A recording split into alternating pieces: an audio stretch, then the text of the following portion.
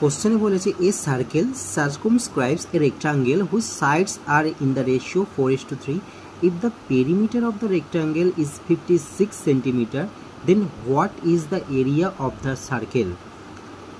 আচ্ছা, সার্কমস্ক্রাইবস মানে কিন্তু বেষ্টন করা, মানে একটি আয়তক্ষেত্রকে একটি বৃত্ত বেষ্টন করে রয়েছে যা দুটি সাইড মানে দৈর্ঘ্য এবং প্রস্থের অনুপাত দেওয়া আছে 4 এবং 3 এবং পরিমিটার মানে পরিধি বলে দেওয়া আছে 56 সেন্টিমিটার।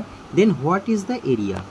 বন্ধুরা তোমাদের নিয়ে যায়, এখানে তোমরা জানো আয়তক্ষেত্রের পরিসীমার সূত্র হচ্ছে 2 ইন্টু দৈর্ঘ্য, এখানে দৈর্ঘ্য বলেছে 4, প্রস্থ 3 ইকুয়াল টু 56 সেন্টিমিটার।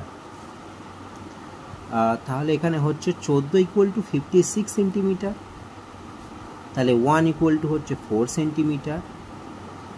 এখানে বলে দিয়েছে 4 মানে হচ্ছে ইকুয়াল টু দৈর্ঘ্য হচ্ছে তোমার 16 সেন্টিমিটার এবং প্রস্থ হচ্ছে 12 সেন্টিমিটার।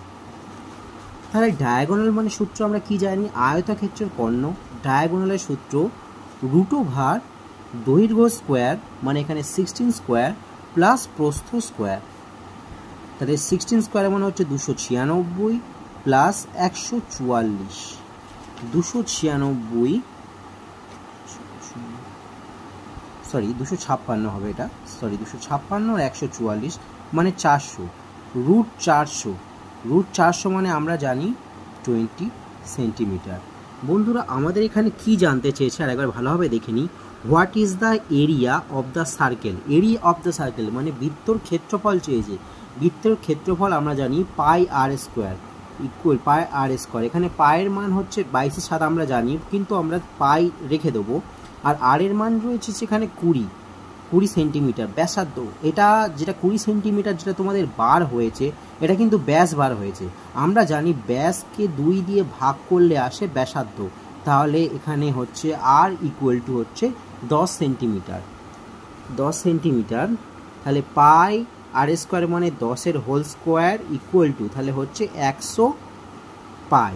তাহলে দেখি আমাদের এখানে অপশানে কোথায় রয়েছে? অপশান ডিতে রয়েছে বন্ধুরা, 100 পাই। আচ্ছা, যারা এখানে বুঝতে পারোনি যে 10 সেন্টিমিটারটা কেন এলো, তাদেরকে বলে দিই আমরা টোটাল ডায়াগোনালটা বার করেছিলাম।